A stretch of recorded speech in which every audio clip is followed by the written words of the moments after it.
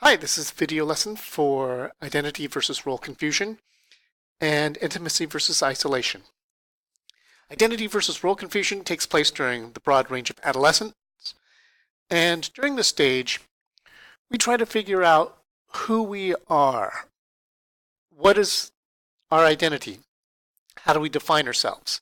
And we can define ourselves in a lot of different ways, through our friends, religious affiliation, political affiliation, occupation, what we own, hobbies, possessions, family relationships. Those are all different ways that we can define ourselves.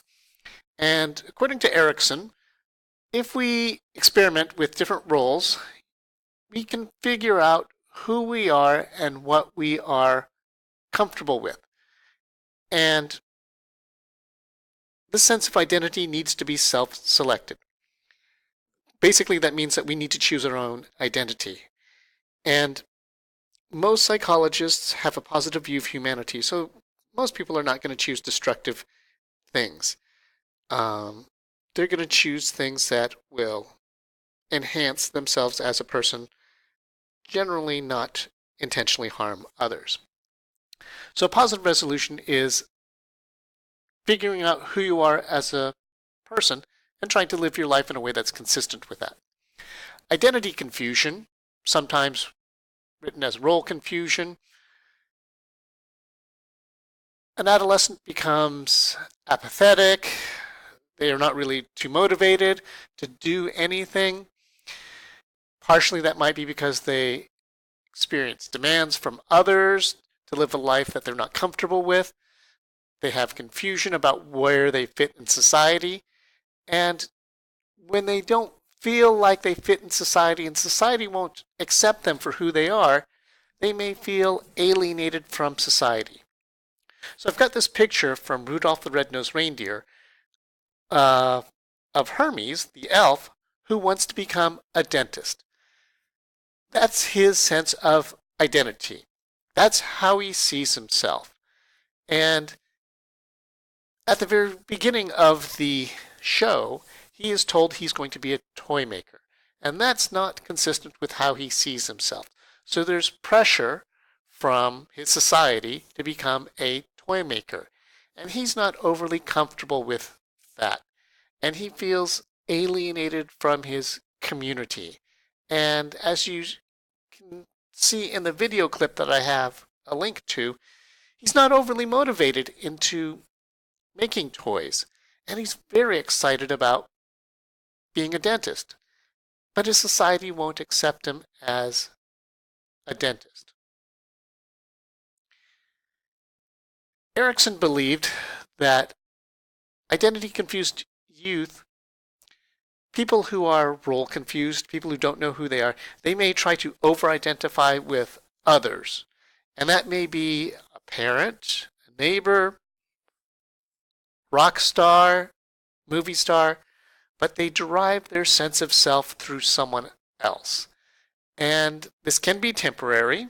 A lot of people have posters of rock stars, music stars in their room, and that's how they see themselves, or that might be what they aspire to, until they develop their own sense of identity. Erikson believed that adolescents who are unclear about their identity is mostly something that comes from their parents because the parents have not been able to provide them guidance into helping their children discover what their identity is or accepting their identity of who they want to be in life. Erikson believed that the destructive juvenile delinquents, the destructive rebels, the vandals in society are the ones who feel that they aren't going to be accepted for who they are as an individual. So those destructive rebels are role confused. And the way that I think about this in a simple way to describe it to students is that a role confused person may know what they want from life, but they feel that they're not going to be accepted by society for who they want to be as an individual. And again, most psychologists have a positive view of humanity, so they don't intentionally want to become something harmful for society. But because of circumstances, that may be the only option available to them. So if you're not going to accept me for who the hell I am, why should I accept you? So it's this kind of reciprocity sort of thing. Why should I respect society when society doesn't respect me? You don't respect me for becoming a dentist. Why should I respect your society and your wishes? So that's where Erikson believed a lot of the destructive juvenile delinquents come from.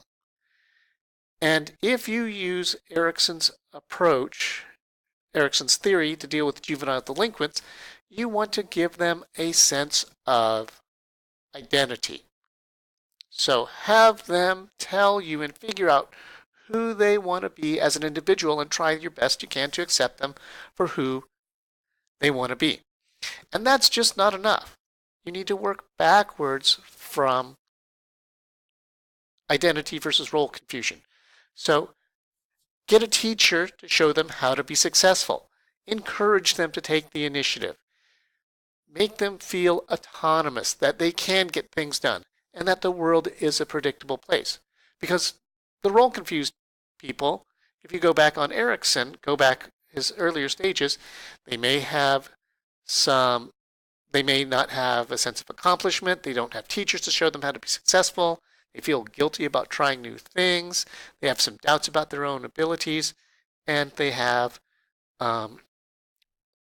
that they believe that the world is mysterious and chaotic. So hopefully you can apply your knowledge of Erikson to much broader context, in this case, dealing with juvenile delinquents. The next stage, intimacy versus isolation. Young adulthood is where it's more pivotal, and certainly later on in life we have to deal with the same issues, but it tends to be more influential somewhere around young adulthood. Can you form lasting relationships with others, or do you have difficulty sharing? If you can form lasting relationships, meaningful relationships, where you're allowed to share and feel comfortable sharing personal things about yourself, you'll have a sense of intimacy. And again, we're not talking about sex when we talk about intimacy, but being able to share deep feelings, desires with those around you. Certainly, you're not going to be able to do this with everyone, but you're going to be able to share with a select set of individuals. Mother, father, brother, sister, aunt, uncle, close relatives, boyfriend, girlfriend, husband, or wife. So if you can do that, you're going to form lasting relationships with others. On the average, men have a hard time with this on the average. Women on the average have an easier time. If you're afraid of rejection, if you're afraid of becoming psychologically close with someone and not sure if you're going to be accepted for who you are as a person, you're not going to share as much with other people, and you'll be psychologically isolated.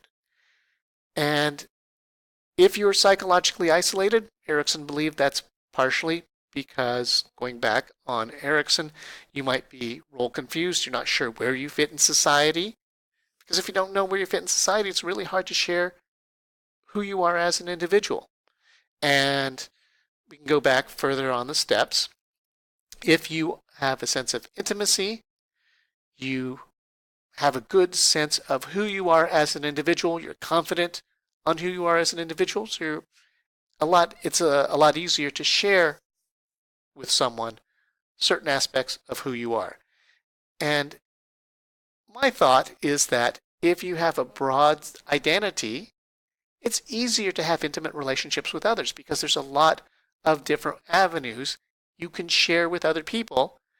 And if you have a very narrow sense of self, it's very easy to get psychologically threatened. It's very easy to shut down. It's very easy to get intimidated when there are challenges to your identity. So I've got a picture, and I'm of the mind that everyone has this little weird thing about them. And I don't mean that in a bad way, but we all have this little idiosyncratic, unusual behavior about ourselves. And if you can find that person or persons where you don't have to hide that weirdness from others and they'll accept you for who you are as an individual, you're on your way towards an intimate relationship. So this concludes the third video lesson for Erikson. Again, take a look to see how the positive resolutions increase the odds of positive resolutions and negative resolutions increase the odds of negative resolutions. Thank you.